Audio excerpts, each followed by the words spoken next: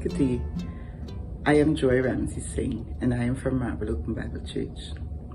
Psalm 27 reads, "Wait and hope for and expect the Lord. Be brave and of good courage, and let your heart be stout and enduring." Growing up as a child, I really loved the game Scrabble.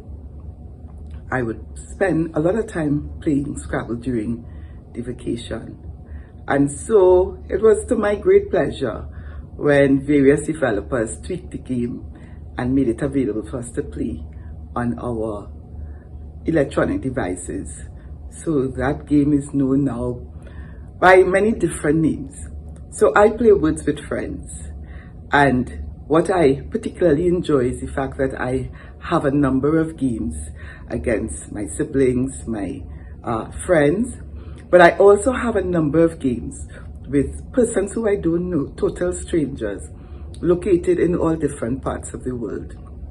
But my pet peeve, however, is that sometimes I would be playing someone who I don't know, a stranger, and because the score or the result is not in his or her favor, they would resign the game. And after that happened a number of times, it got me thinking that sometimes this is just how we operate in life. We resign the game when we don't like what is happening. We resign the game when the outcome or the potential outcome is not in our favor. And sometimes that's not what the Lord desires. The Lord desires sometimes for us to go through a process and work through a situation so that He can perfect in us what needs to be perfected. I remember talking not too long ago with a friend of mine, and she was explaining that she was so disappointed that God did not answer her in a particular way in a certain situation. So she withdrew from Him. She stopped praying. What in fact she did was resign the game. Yes, she did. But don't judge her, because as I said, we often do that. I remember myself having an experience when the Lord had given me something to do. I know for sure that that came from the Lord. And I thought that I made the right decision to walk away at a particular time.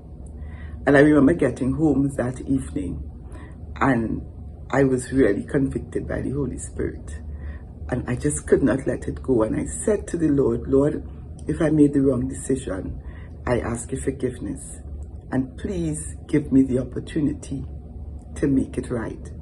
And very early the next morning, that opportunity came.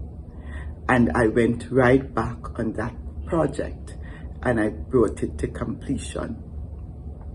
So let's think of it. Sometimes we resign the game. Sometimes we stop prematurely because of an unfavorable situation. It might be a difficult manager or boss at work. It might be a sport we are playing and the coach is always coming down on us.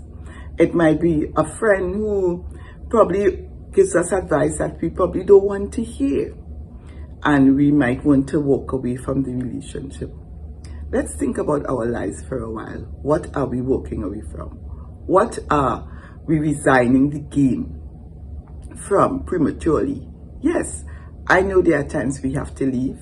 Yes, I know there are times that we have to walk away, but certainly we must be able to be discerning enough to tell that time, to be able to pray and hear God.